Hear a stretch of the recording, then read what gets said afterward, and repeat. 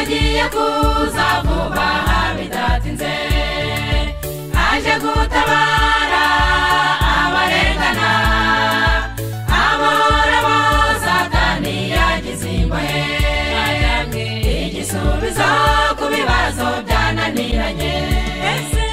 Ese witeguye gusanganira umwami wawe, kwigihe cyo kugaruka kwesu cyegereje, aje kujya nawe yacunguje amaraso ye, azabasha kwimika ingoma itazahanguka.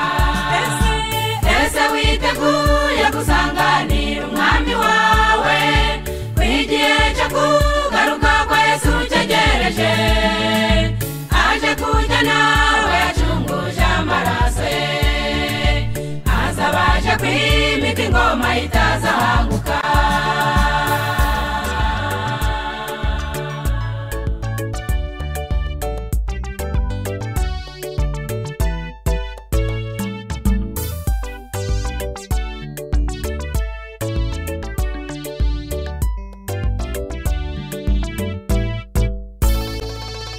Hari ibimenyetso bibanziriza kuza kwe, bimwe mu byo Yesu yavuze byarabonetse, hasigaye kimwe cyo kubuza abantu kugura no kugurisha udafite ikimenyetso.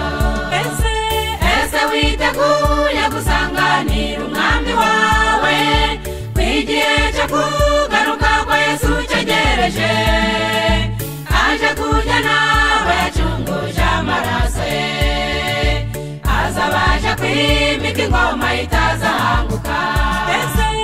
Ese witeguye gusanganira umwami wawe, kwigihe cyo kugaruka kwa Yesu cyegereje, aje kujya nawe yacunguje amaraso ye, azabasha kwimika ingoma itazahanguka.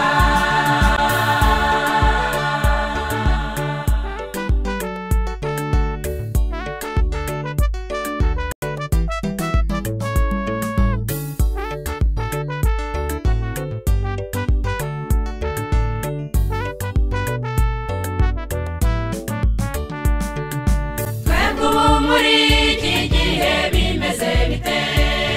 Ko yatanze ibimenyetso byerekana kuza kwe, kugeza ubwo abahanga babona ibuye riri hejuru rishaka kumanukira iyi si. Yesu araje ni mu byamamaza ahantu hose, uwo mwamazanywe no gukiza abera bose, aje gutanga amahoro yabuze ku isi, imibabaro yose izashiraho burundu. Yesu araje ni mu byamamaza ahantu hose, uwo mwamazanywe no gukiza abera bose, aje gutanga amahoro yabuze ku isi, imibabaro yose izashiraho burundu, imibabaro yose izashiraho